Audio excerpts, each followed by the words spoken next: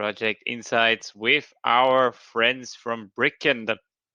Edwin, I see you just joined the call. Welcome to the Ravens. Hello. Hey, hello, what's up? How's everyone doing? Great, thank you. We're super happy to have you here today. Edwin, before we start, we usually give everybody like 1 or 2 minutes to join the call. So I would say let's wait and then we kick it off. So Of course.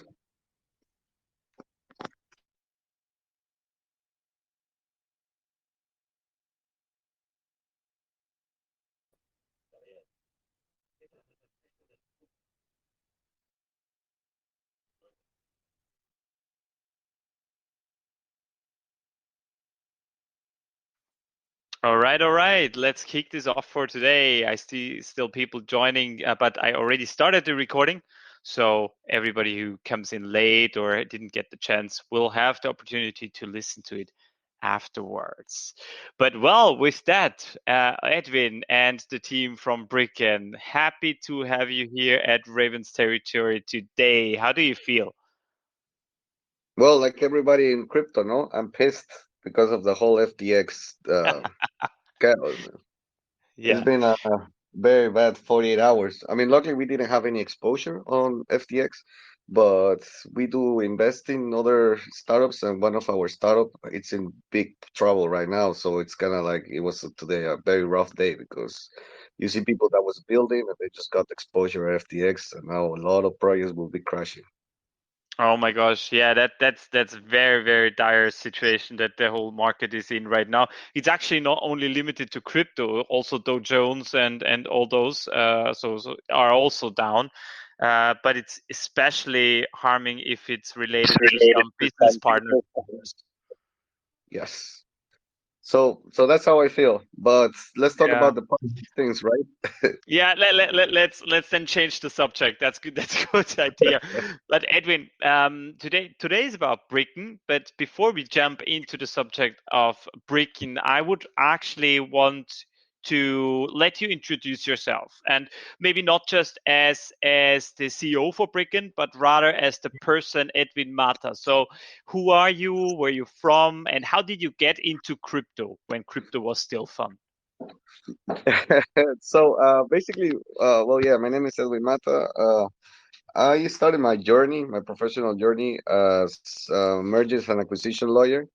So that's kind of like how did I jump into crypto? Basically, I ended up working at a tech company, leading the legal department, and the tech company was dealing with electronic signatures, smart contracts, and what not smart contracts, contract templates. So it was a legal tech. And in 2016, they raised funds and then started doing more or trying to understand how to apply smart contracts to their business model. And that was my first like real exposure to the tech. I mean, I heard before about like all the Bitcoin and whatnot, but I was not so deep there. I've been always an investor, but or a trader, but more on the stocks. So in 2016, when I jumped in, I started buying some ETH and some BTC, and then really going into the depth of the tech, not just the trading aspect of cryptocurrencies, but also since my job started being related to that, to understanding how the tech worked, and one thing led to another, which is now why I created Brickken, because of my love for the tech, how it was, the possibilities, an enabler, everything that is behind. I became thrilled by it, so I wanted to build in the space. That's very nice that you say, or that you share your journey and how you then came more and more into the crypto space. Are you still practicing as a lawyer, maybe as a hobby? Yeah, I mean, I mean, it's like once you're a lawyer, you never stop being a lawyer. It's kind of like those, like soulbound NFT, right? In that sense. Okay, very good. It's always good to know a lawyer, guys. So keep in touch with Edwin after our call. Yes, mate. So funny that you say that because I got invited to found a law firm, and I'm a partner there, but I don't deal directly with clients. I just provide know-how and feedback on how to best distribute our knowledge of law to the crypto space, because there's a big barrier still of entry for lawyers into the crypto space. First of all, they don't comprehend, they don't speak the same language. So I'm kind of like a bridge there. So I don't practice myself, but I do participate in a law firm dealing with the whole blockchain files.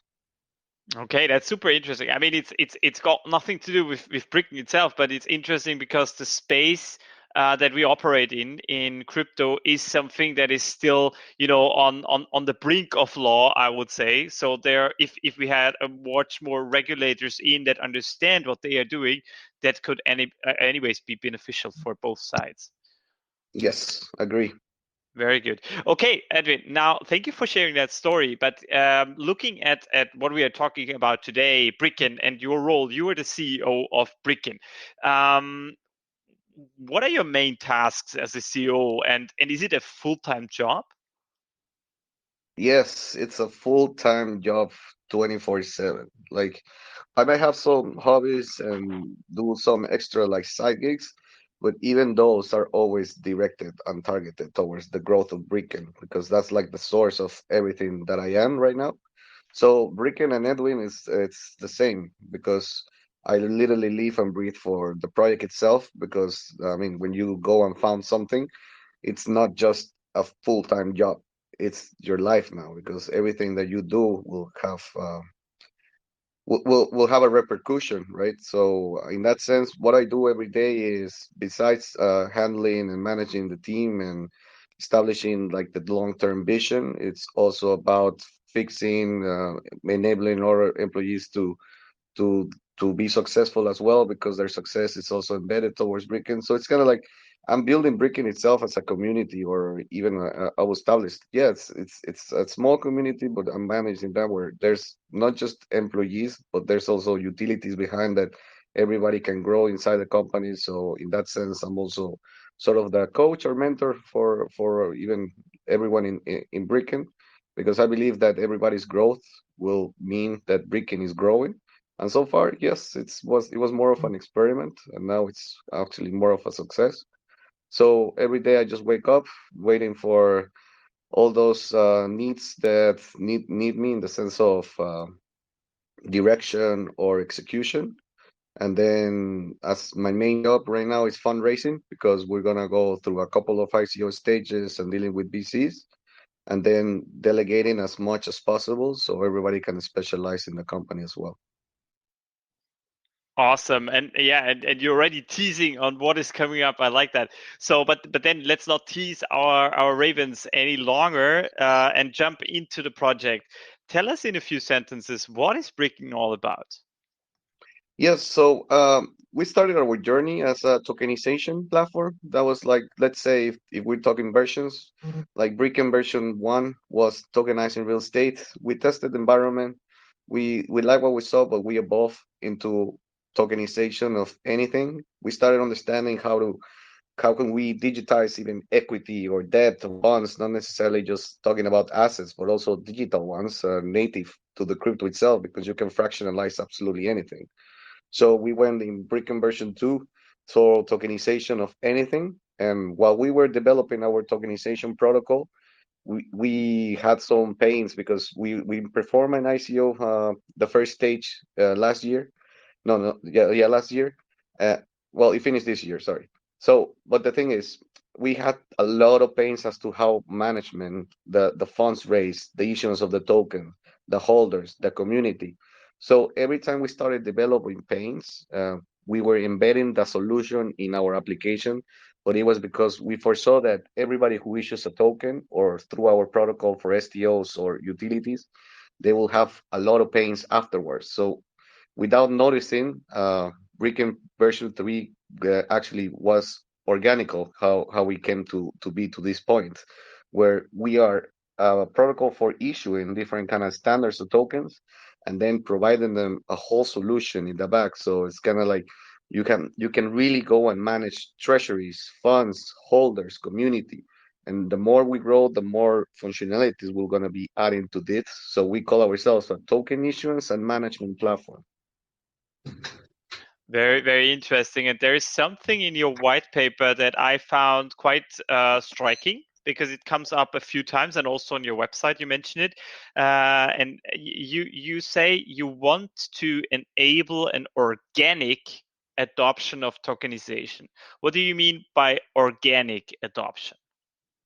Well, I mean, our current bet, let's say, or the long-term vision, is that without us noticing, yes, we without the FTX, actually every news that we hear, we should go and understand what is in the back, because the real truth is we're all preparing for a token economy. So companies are going to start issuing tokens. Central banks are going to start issuing CBDCs, which is tokenized money. So we have a lot of things happening in the space, but what is clear is that token itself, in its various formats, is going to become a key to the whole economy of the world.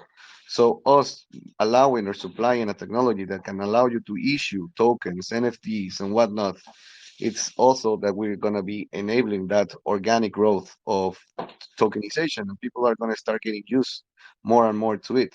So that's why we call it the grow organically, is while we are an enabler of this token economy, and now we are also an enabler for the management of these digital assets.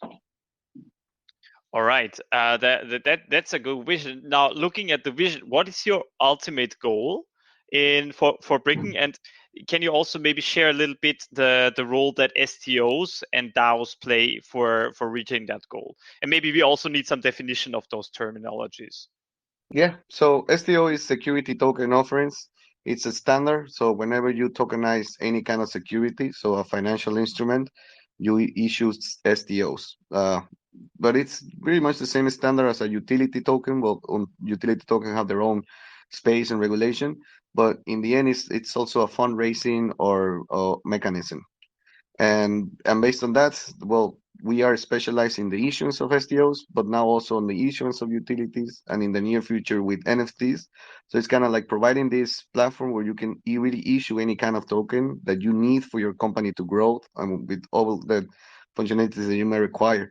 So since we are based in architecture and structurization, we have also seen that DAOs themselves, they have limited know-how as to how to manage the DAO itself, because usually you see them just on Discord, but then the funds, it's a mess. The governance also, some work, some don't.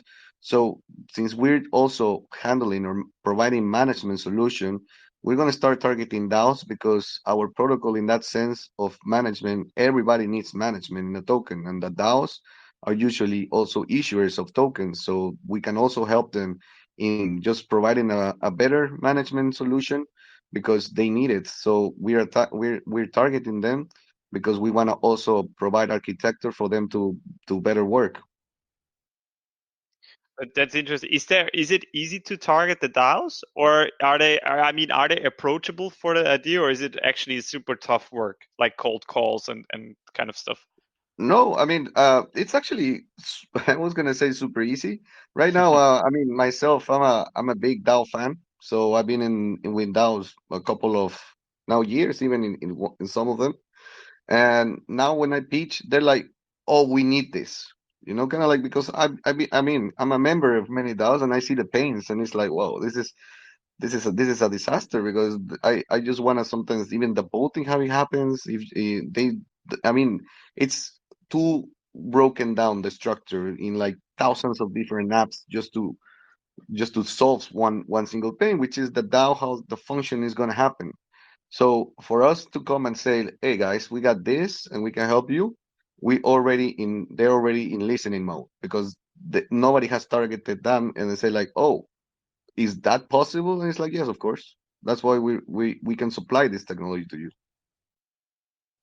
Yeah, that's actually super interesting, because that you deliver a solution for a real problem that is out there in the market already. Um, for me, what I love in doing when it comes to technical solutions, I love to do a visualization of actually how it really looks like. So what I was thinking of, can you tell us maybe an example of how a tokenization of a company or a DAO would look in simple terms? And I try to envision it. So I give you an example, and you can decide if you want to play with it. But let's say I'm a business owner of an independent grocery store, and I want to raise some additional funds. Is that the right use case to come to Brickken and tell you, okay, can you help me to tokenize my business, or am I Yes. going into the wrong direction? No, no, no. It's also doable for any kind of company that they want to raise via token. So we provide them that easy journey for them to issue their own tokens and then manage, because that question for us is crucial, because we're not just targeting Web3 with the enormous comprehension of what we're doing. We also targeting other companies to establish that this is a potential solution for them to fundraise, because it's more lean than the current formats of crowdfunding.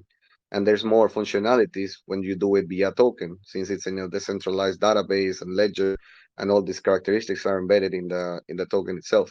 So when they come, I don't even shield them the blockchain technology. Like, you want to fundraise? Here it is. Here's the solution. We don't have to go all technical as to what is happening in the back. And for them, it's super easy, because we did this based on simplicity. We approached different kind of angles, and we started doing the journey. And it's as simple as, I'm gonna fill out this sort of type form with all the functionalities that I need behind the token. It's listed, it's issued, and now we give them a different kind of dashboards with panels, always looking into that simplicity and user experience. So in the dashboard, they can really manage the whole issuance, the treasury, the buyers, the KYCs if they require. So all of that is based on a single dashboard, and then in every single panel, so to speak, there's also that easy flow where we don't go high level, because again, a lot of people still don't comprehend. But everything in the back, it's the hard work, and then the front, it has to be very neat, very and very cool as well. Kind of like we're establishing that people that go in, they don't want to go out, because the journey, it's incredible. Kind of like they want to see the whole time, and that's basically what we're trying to accomplish. That's a very nice vision, and I agree. Most of the times, you don't need to go deep into the details to actually make it work, because if your solution is working and helping the businesses, that's perfect. Now, I can imagine that a lot of businesses actually don't have the money to invest into a company that helps them fundraising, right? So how do you work with them? Do you basically tell them, okay, we do this for you upfront, and then we get a share of the investment that is raised, or how does that work?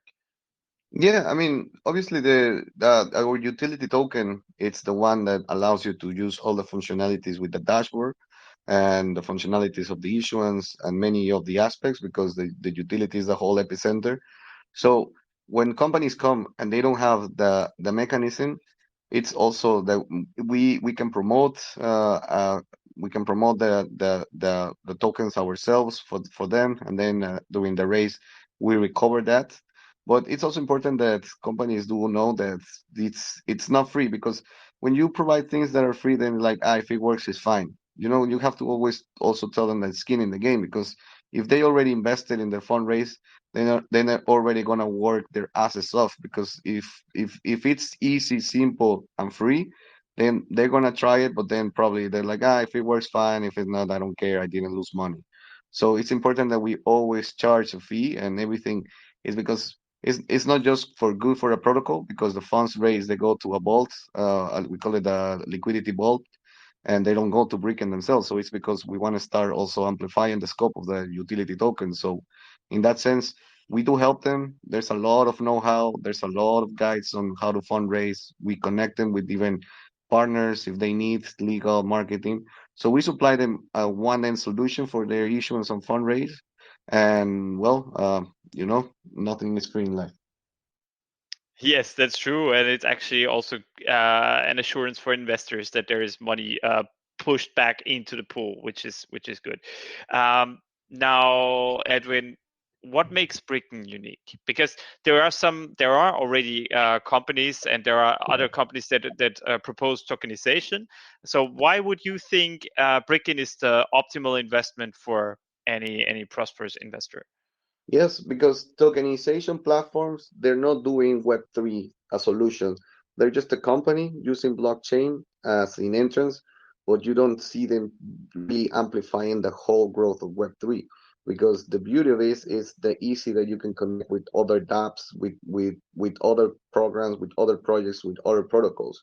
So it's not just issuing the token. The beauty of it comes afterwards, when the token is issued and the fundraise is issued. We supply you with access to different functionalities, different protocols, DeFi, not, CFI if possible. So we're giving you all of this journey for the whole token cycle. So tokenization protocols of companies right now, they just focus on the issuance and it's like, that's it. Good luck. Wish you the best of luck. But here we're like tokenizing, issuing token, and then really providing you with different solutions because the token itself now it's embedded in the company. So you really need to understand how it flows. What can I do with it? Can I go and collateralize? Why not? If it's possible, because it's an STO or not. So it's all these questions. We answer them through our dashboard and protocol. So that's what makes us unique because we are deeply into Web3, but not just because our language or technology is technology, whatnot. It's because we are interconnecting with other players to really fund that kind of like solution and approaching to different kind of aspects that can really solve many of the pains they don't know yet will come, but they, as us, we did it, we know they will have. Very good. Basically, also like a one-stop shop in Web3. That's a good one. Now, if we are interested as investors, there was a pre-sale that has already commenced. Can you tell us, is it still possible to get in at an early stage? Are there new rounds coming up, or what is planned for the token that you also touched upon? Yeah, so we raised our first round, we call it community round. We've been really growing our community for the since the beginning. We understood the power that is behind a strong, solid community. So we did a fundraise with them, and that was our first threshold. And then we had a couple of more rounds in the past, but then the markets themselves got a little bit dangerous. This was February, so we had to stop many of the mechanisms that we had for the second, third, and fourth round. And the second round, it's basically where we are right now. It's called a strategic round because we're talking with VCs and even DAOs for them to invest in us. We started our journey this September. Right now, we have a couple already settled deals still growing. And then in February, we do a round with again our community, launchpads, and people that want to get whitelisted, they can. And we already closed around 6 launchpads. We're gonna start communicating some very good ones. I'm very happy on the work that we did there. And then March, we do with a public round where it's anybody first come, first serve. So, I mean, talking with you guys and Raven, I mean, there's potential collaboration, discounts for you because you guys invited us to Irama. So if there's interest, I also want to provide a better utility for your community because let's incentivize each other. If it's possible, you let me know. I'm happy to be to help here as well. Thank you for the opportunity. Yes, let's discuss about that in more details offline, and then extend it to the community. Thank you, Edwin, for that offer. Because I'm sure a lot of investors are interested in what you do, and some of us already are in Brickken, as you say it, because some of us have been in the pre-sale rounds. Now, let me ask something about these tokens that were sold in pre-sale, because they are not actually the regular Brickken tokens, but they are wrapped Brickken. So it means that they are vested. That's something that, fresh investors are usually scared if there were pre-sale rounds, if the pre-sales have a very high advantage also in terms of what we see right now in the market pumps and dumps. So you have a very clever vesting mechanism in place for the pre-sales that bought early. Can you share a little bit about the vesting limits? Yeah, so we have obviously debating the cliff. Right now, we're providing stake it to that pre-sale round that we did. So we're also incentivizing the holding. Um, and then the next ones, yeah, they're vested. Our next public round is 9 months after listing, 9 months vesting. And it's basically because that provides us enough time to really blast the market. Because once you raise funds, I mean, the only thing that you know is you're already out there. So marketing becomes essential. That's why we also doing the vault and everything. It's very, our inflation rate is very diluted across the months because we want to provide the best value for it. And obviously, we have to really be engageful in many senses through marketing to our community. So, for example, everybody who issues a token with through our protocol, all holders of BKN get better discounts. So this provides an incentive for investment in third-party projects if they want. We're gonna be giving a lot of utilities there. We have NFT projects coming up next year as well. Reward systems and whatnot. So it's not just the value of investing; it's also providing value back. Yes, indeed. I think everything you shared is also a kind of mechanism that will limit speculation to a certain extent, because you have a lot of partnerships with the launchpads and code that you mentioned before.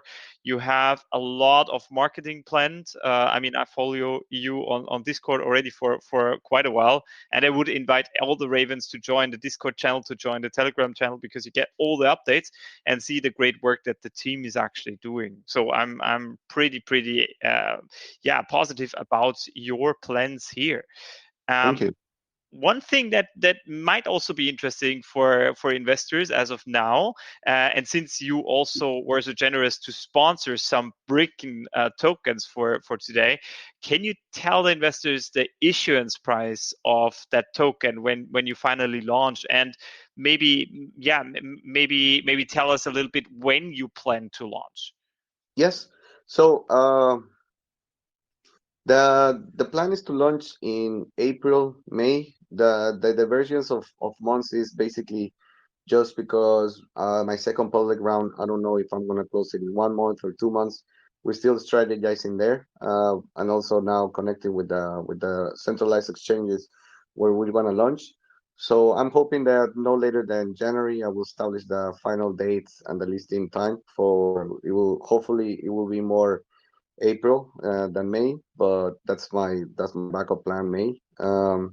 And then the listing fee is already going to be 16 cents. Going to provide a big liquidity behind to back up the listing process.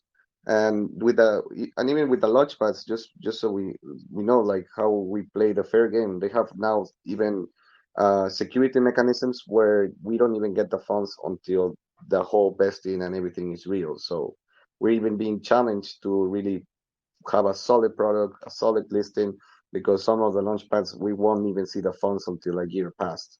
So, I mean, right now the whole commitment of Brickken is yes, we have a great app that we need to start deploying and monetizing like crazy, but also now we have a token out there who's gonna validate us in the space and situate us as a leader or not. So there's a couple of months that are gonna be crazy, ridiculous hard, but if we were born Brickken in the pandemic, we're surviving a huge bear market. So kind of like, give me the zombie world. We're ready for it as well. Kind of like it's just ongoing pain, trust over pain. But here we are, still surviving and still kicking. That's a nice war call and challenge accepted, right? So yeah, what's better than surviving the bear market and taking every challenge that comes? So but can you also share the price of the token that it will have Yeah, once you launch? 0.16. That's our listing price. Yes. Okay. So mark that down, guys. 0.16, and that also gives you the count of today's offer at start. And I'm pretty positive that Brickken Brickken will be. will be one of the quick movers in the game. Um, Now, can I ask you, because you have been actually doing a very long journey for building the company, because you're also a fan of doing things right before you putting them out into the market. And in this journey, what have been the biggest challenges so far you're facing? Okay, we know the bear market, but maybe not just like the outside influences, but also from an inside view. I mean, yes, we grew from, well, I say 9 to 25 employees this year, and you never foresee how well your company needs to be structured to really have everybody with the same vision, with all the tools that they need to explode and everything. So we've ongoing this past couple of months really setting up the whole company because we believe that we're gonna fundraise everything that we have targeted. Next year, even gonna start selling some shares. So we now went through a really big journey internally as to how we're gonna grow, but it has not to be a stupid growth. It has to be really we're well established, very like the pillars very solid. We already have all the C heads. We're gonna start building even employee journeys for them to accelerate the growth because new people that come in will obviously have to learn from everyone in the team, everyone in the company. So we're setting up now all the pillars for the company to grow. So this has been very hard because when you explain it and you say it, it's like okay, I'm gonna do this. But when you sit down and say like, how the hell am I gonna do this? Then that's like the complexities. Like we have done various testing, some have failed, we have lost even weeks that something didn't work, so we have to redo it. But now we're getting faster because yeah, we come to understand how to really pursue that growth that we want to get.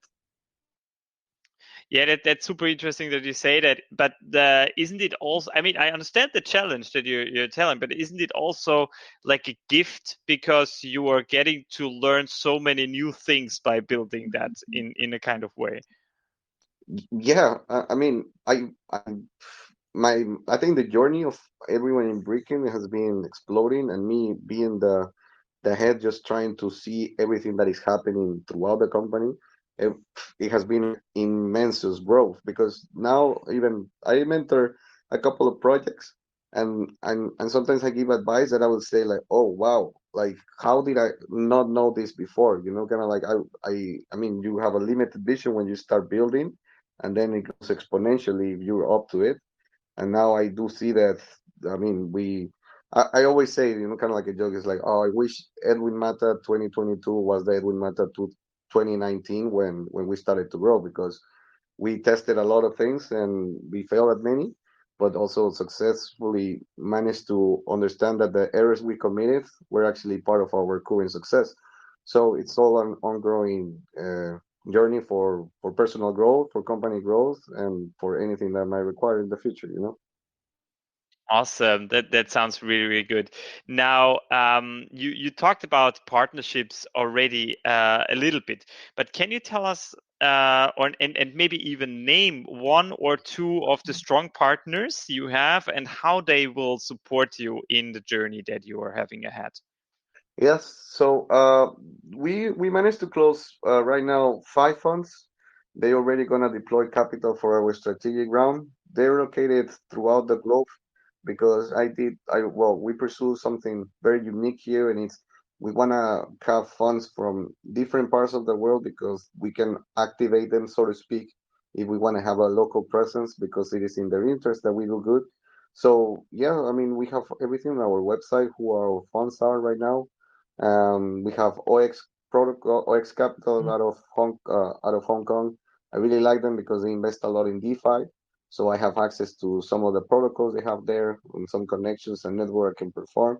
So for us, funds is not just money. We really want to have like access to something that if they wouldn't be, or it will be harder for us. So they have to facilitate the journey. And with the launchpads, it's pretty much the same. We're very picky. Obviously, they are super restrictful on who they accept nowadays, even more than in the past.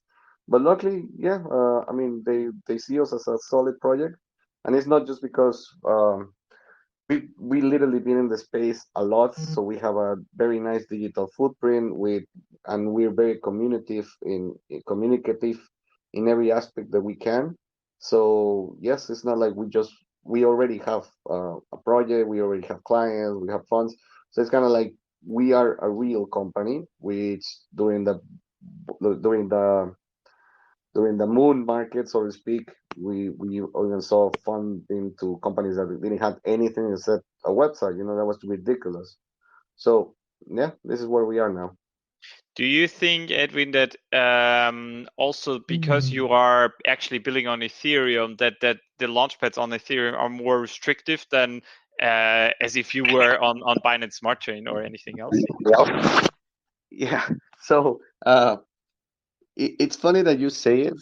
I think I mean Binance Chain could be the most used for transactions along Tron, but we do know that some of the coins that were listed on BNB was all I don't want to speak bad. It's not. Please don't get me mistaken. But there was a lot of scam and meme coins being built on BNB, so they have to clean that environment a little bit because everybody was just pushing shit coins through BNB, right? And some of the more solid pro or wanted to be serious in the space, we built on Ethereum because the biggest actually developer phase it's still Ethereum. I mean, it has a solid foundation. Everybody knows this. It's the most decentralized chain currently. So that's why we chose Ethereum. We feel comfortable that it's what with our values. Yes, with transactions can be expensive. They're solving that, but the foundation is still there. Kind of like Ethereum. It's a solid chain. I mean, if we measure it against, for example, Solana and the drop downs that they have, and it's ridiculous. How can a blockchain be stopped for 8 hours? It has to be 24/7. So it breaks the vision that why we never will never go to Solana, but maybe we can bridge there. So we also grab the chains that it's according to our values and how we see the future. Makes absolute sense. And since you touched upon it, are there any plans for cross chain? Absolutely. Next year we are gonna go start bridging with other chains. We're already talking with potential partners. Some of them might even invest in us.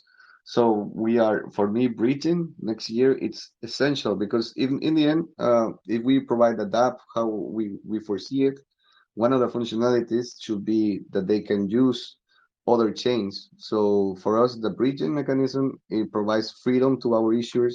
So it's something that we really want to have because we don't want to push product. We want to push a solution, and each company will have a different solution in that sense.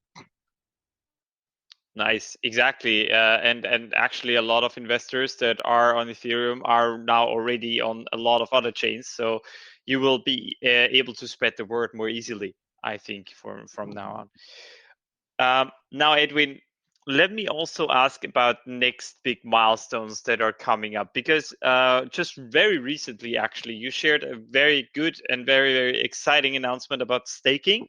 Maybe you can also touch upon that very quickly. But what are the next big ones that that will come from your point of view? Yeah, so we provided to our community holders the staking mechanism.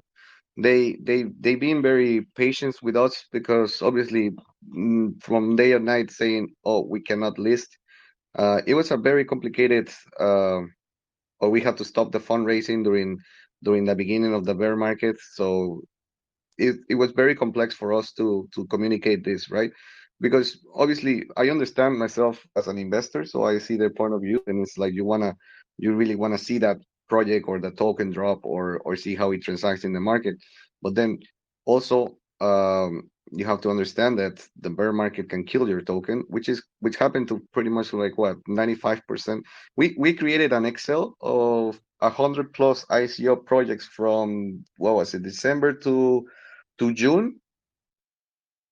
Only one project was above discovery price. So the listing price for the rest of ICOs, they were like 60 to 70 to 80 to 90% below the listing price. So even though you might have the most serious project, I mean, the markets are the markets. You cannot play against the market. If it's a bear market, it's a bear market. So I'm explaining all of this just to establish that in the company we were not gonna push staking. I have my doubts about how the staking mechanism flows because it's actually inflation so that you're providing, and it can really ruin your token economy. But here we have to readapt ourselves, establish a mechanism to even fight to that inflation that might happen with the staking. But that's why we're limiting only to the community round because we had to actually stop for a year. And for them, it's like, yeah, I'm holding your token for a year. Like, give me something, or I'm gonna go against you because I believe you're gonna rug pull me. And it's like, no, I'm just not launching. We're delaying that because we actually don't want to ruin your funds. That's actually the truth. But then we have to understand that investors also we have to give them something back for holding that token longer than expected. Very good. So, Edwin, I really like how transparent you are actually in your explanations, and that you also tell us that with some attempts you may not agree to a full extent, but I think that gives an additional assurance that you're also very critical about your own project and about your own product. I like that a lot. Yeah, thank you. Now, I think we already had a very nice discussion going on, and I see that a lot of people are eager to ask you their personal questions. Before we open up to the community round, I wanted to give the word, however, to you if there is anything you wanted to share that we haven't touched upon so far. No, I mean, thank you. I mean, very. It's been a really good conversation with you, man. Thank you for inviting me. And the rest, hoping that you check out what we're building, and hoping that maybe we can even somehow merge some of our community. Happy to also provide to our community access to reference territory. So I know Felix is writing here. Let's shoot an announcement. Let's see if members from our community can come here because I really like your questions as well. So it seems to me that this is a solid, just being transparent here. I did some AMAs in the past, and you see the difference. Just the fact that it's a communicated one and not a written one for me, it's very solid that this is a solid community. Thank you, Edwin, for saying that. That's exactly what we aim for, and that's why we also invited you guys, because we see the same in Brickken. As Brickken is a long-term sustainable project, and we believe in only sharing such kind of investment opportunities with our community. Okay, very, very nice. As I mentioned in the beginning already, the team of Brickken and Edwin are sponsoring nice giveaways today, and those giveaways we will then decide on best questions and on the Ravens game that also features multiple choice questions about Brickken. So I hope you listened very carefully. And I hope you now also take the chance to ask Edwin some more detailed questions, because it's actually now your time to speak up. So as usual, guys, I would invite you to unmute your mic and ask Edwin directly, but we will also screen the chat for good questions and read them out. And with that, I will shut up now because it's your time to speak, guys.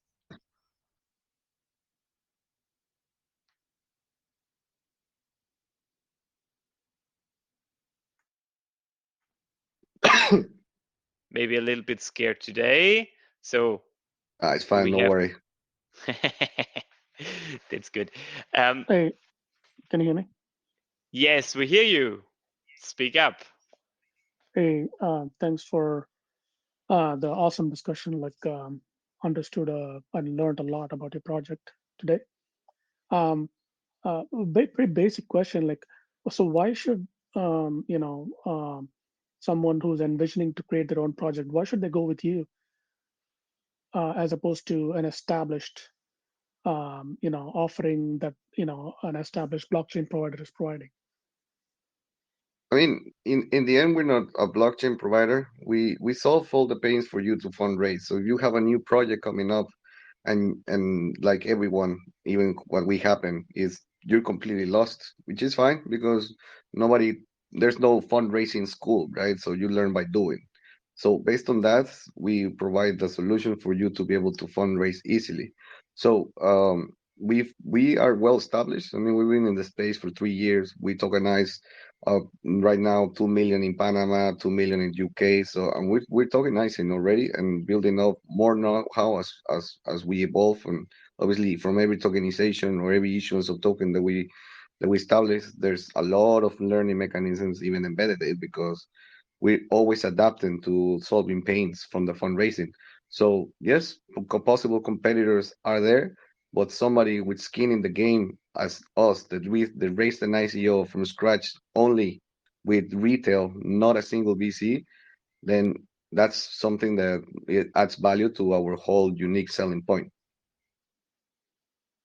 Okay. All right. Yeah, definitely interested in your strategic round sale. Thank you. No, thank you for a great question. Awesome. Thank you.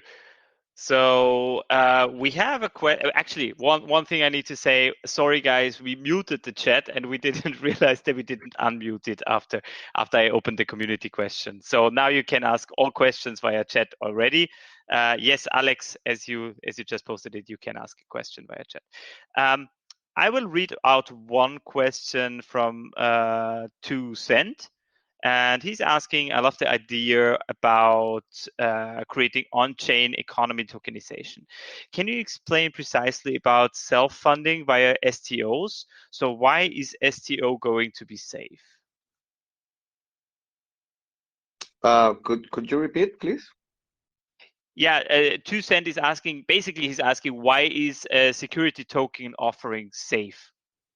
Why is it safe? Okay. I mean, safe in life, safe, there's nothing safe, right? In the sense that you see even Nasdaq how it is performing, we have dropped, but it's more safe even than utility because they're backed really by an asset. So when you tokenize equity, you have equity backing the STO or the debt or everything. I mean, this is how it comes to be. This is, I mean, we have seen what was the problem, which is literally what FTX showed us, that there were companies minting utility tokens like crazy, collateralizing, and even used them as an investment, but there was nothing backing it out. So that's why it crashed. So STOs are way safer because yes, they're regulated. There's a capital law market. There's a security governance body in every single country. Because in the end, here regulations, it's not prohibiting innovation. It's actually protecting the retail investor. Because we'll see how Sam goes. But we all know what happens with yes, Madoff or Lehman Brothers. They all went to jail because they scammed and the securities law was vulnerated. But here in the utility world, we were seeing complete scams, such as Doc One and Luna, who actually said, you know what, I'll do Luna too. So they were laughing at people just because they were creating out of thin air complete token economies and then using that to gain power and position. So for me, I'd rather go when investing through regulated. I do believe in strong presence of utility. I mean, I hold it in various coins and whatnot, but also in shares because I understand that when if I buy a Tesla share, okay, it's a Tesla share backed, kind of like it's safer environment. Thank you for answering that. Very, very nice. Okay. I see Alex, you asked if you can ask via call. Yes, feel free. Everybody can unmute mute and ask the questions directly if you want. Hello. Hello, Matt. Hello, Edwin. I wanted to ask when Brickken helps a company with tokenization, does the cooperation with that company stop when the tokenization is done, or goes it further? No, we go way further than that. For me, the issuance is just the beginning of the journey of the company itself, because we are worried not only on the issuance part, but on the complete life cycle of the token. So that's why we are providing functionalities that can help you after you fundraise to even help you with the treasury management, to help you with the how the token is distributed among all issuers. We provide you with a lot of analytics and a lot of functionalities, so you can always don't have to worry about how the token is, because now, I mean, we have Etherscan when wallets there, and that's basically it. So we're connecting to all of this, so you don't have to go anywhere except Brickken for managing your token. Okay, thank you very much. Thank you for your question. Very good. I see another question I want to pick from the chat because it's actually, I would say, a more fun question. MTK is asking, why did you choose the name Brickken? And what does it mean? Maybe we can add that. Guys, not gonna lie, I was a bit tipsy that night, and I was very I was getting mad because I couldn't land a name at the beginning. So I went out with friends, had a couple of beers. I was walking home, and this is gonna sound like I'm crazy. I saw a brick, and I was like, yes, kind of like brick is the building, is the foundation of buildings. And I started playing. with in my head is like, can I create something with brick? Because we wanna like digitize assets and everything. And then I was also at that point, well, with utility tokens and everything. I was like, oh, wait a second, what is the synonym of a brick in the digital world in blockchain? And I was like, tokens are. So what if I merge brick with token, because brick is the building foundation of buildings and token is the building foundation in blockchain, so Brickken. And I was like, oh, let's check it out if it's not taken. So I literally bought the domain on my phone on GoDaddy, and I was like, there it goes. We're Brickken. Building foundation on the real world, building foundation on the token, and we're the bridge. Awesome. I love that story. And it's actually a real story. And again, I love the transparency that you have, because I think not everybody would have said, okay, I was a little bit tipsy and then I came up with that idea. I like that. Yeah, I mean, it is what it is. I mean, and maybe based on that, I was not thinking, because you know when you're stuck on an idea, it's very hard to get unstuck. So maybe that day I was like a little bit, and then it just let my mind flow, and I was like, okay, let's go the crazy path. Sometimes you need to go the crazy path. Yes, only if you go crazy, you can build genius. Oh, I love that. I'm gonna use that quote, mate. Okay, I charge you for it, but apart from that, it's okay. Okay, do we have anybody else who wants to speak up on the mic? If no, I just continue because we have lovely questions in the chat. Okay, I choose one from my namesake. He's called Manuel, and he's asking how important will KYB and KYC become in fundraising after following the latest news? And could Britain consider all countries with KYC or maybe partner with a Web3 KYC company? No, we're partnered up in our issues platform. We supply a connection to a KYC provider. We're currently using the main provider of Binance. So, guys, just so you guys know, I belong to the Binance ecosystem as well. I direct their master for blockchain and crypto in Europe. So based on that, I do have connections to Binance, so they connected us to the provider, and our KYC can help you really when you issue protect your interests, right? Because all utilities are going to become a little bit more regulated. We already seen that in Europe. They're standardizing themselves as securities. Even if you read the law, you will understand that the whole crypto space is about to change because yes, it's gonna get more regulated, especially with this news. It gives leverage to politicians to establish that, and the whole need they do and the whole aspect is KYC. Like it's gonna be impossible in the near future, or it's going to be illegal to raise or issue a utility token and not know who's the buyer.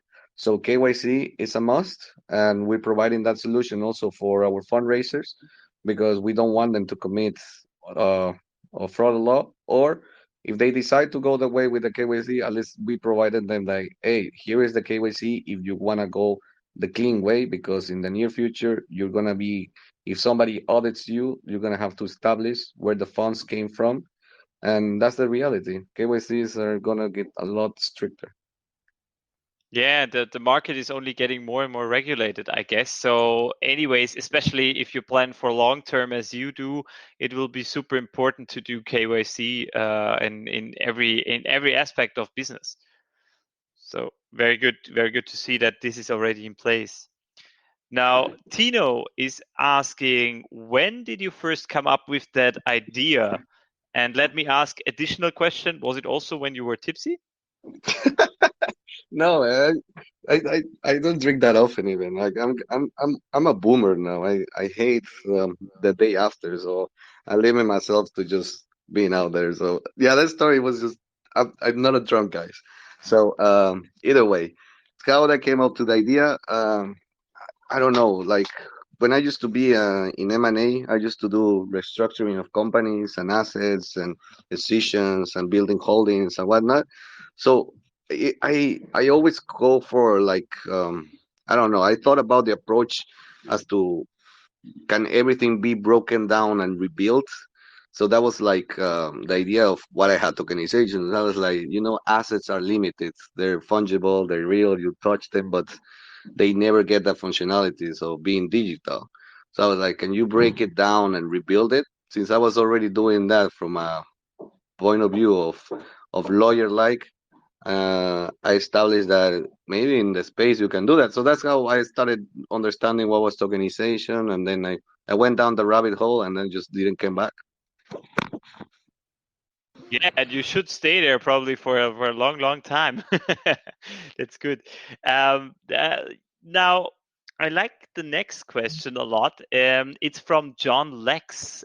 He's giving some kind of background and then he's asking a question. So the background is at the end, or to the best of my knowledge, voting, token holders, and community involvement are really tricky because it gives power to the community, but it means that there are delays in the development of and execution of certain things.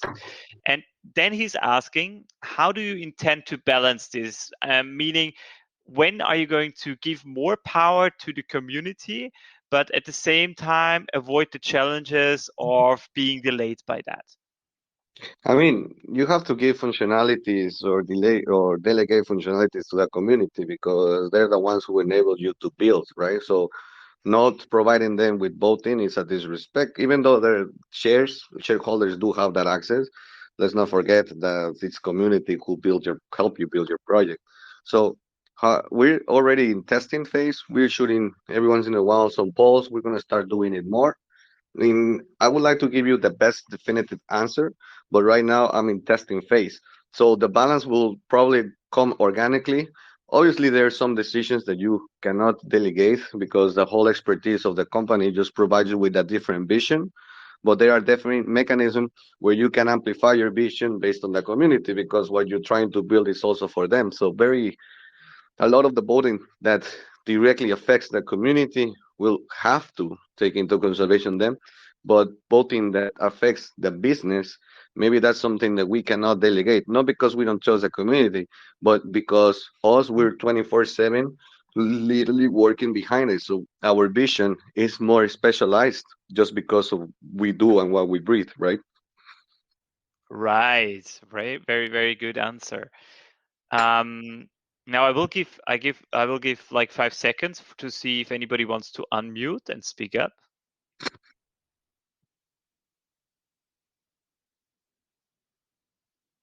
Okay, then I'll just keep on reading our questions. Now the next one is from Connie. I will rephrase it a little bit.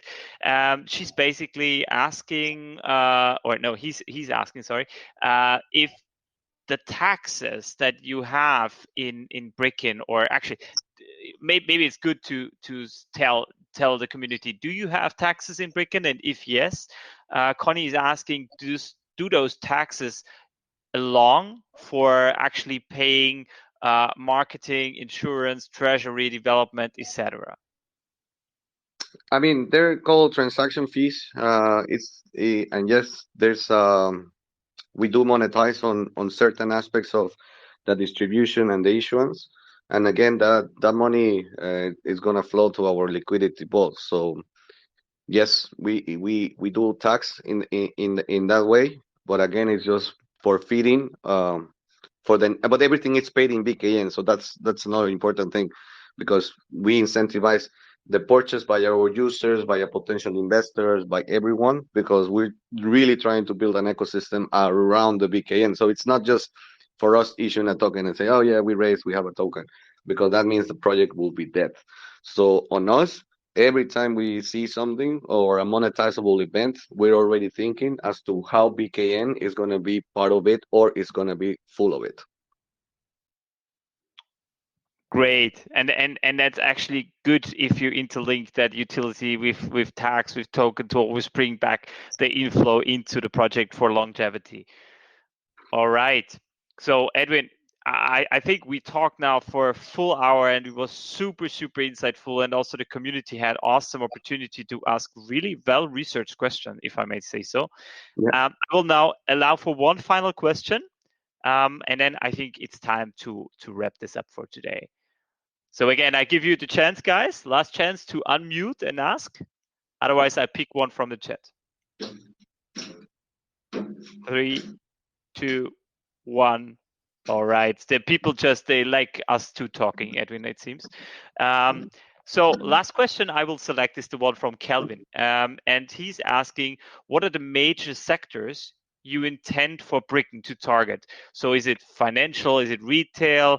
Is it estate, as you already mentioned? And which clients would you go for, or do you think Brickken is targeted at mainly? Yeah. So organically, we do get a lot of real estate just because, well, it's always a sector that it's very sexy to invest in, just because of how exponentially it can grow and how more secure it is than other types of funding. We also get a bunch of startups looking for fun and creating STOs as their underlayer. But personally, me, as an outbound, Web3 companies that have issued a token, because they do have a lot of the pains that we have seen. And based on conversations that we have with founders and VCs, even, I think every issuer of token can become a client of mine. So we're talking about there being um, exponentially in the next year of what, 10,000, 20,000 coins out there. That's my growth rate that I want to play for Web3. And on the Web2 solution, whatever gets brought to the company through our SEO and organic outreach, then we shoot it as well. So I am agnostic right now on the client. We do know how to target a specific verticals that are working, but in the end, we also have to anticipate for what's to come, because yes, the bear market right now is horrible, but as soon as that green candle pops, we're gonna start seeing a lot of issuance as well. So that's why we have to position ourselves fast, because we want to capture that market. Great. Thank you for being so transparent and so responsive to all our questions. And from that talk we had, and from your answers, I see there is just so much more to come. So let me already extend today an invite to you to come back to the Ravens in the near future to talk about any updates that were done by then, because I think it's a really nice project that will have so much more to tell in the future. Thank you very much for the invitation. I would love to be back. And now, yeah, I'm gonna stay here being part of your community, and every once in a while drop a chat. Thank you for that as well. I love that, Edwin. Thank you so much. It was a real pleasure having you here. Maybe if you want, you can also check into the Ravens quiz that we are doing right after we close down the call. That's the quiz for all of you Raven guys and girls, where we have multiple choice questions on Brickken, and we have our usual Raven games, and you can again win awesome prizes sponsored by Edwin and the Brickken team. With that said, I invite you to join the channels of Brickken, join Discord, join Telegram to follow all the updates, and don't miss out on the amazing opportunities that Brickken will bring to the crypto world in the future. Again, thank you very much, thank everyone. you so much. Thank Goodbye, you, Edwin. everyone. Goodbye.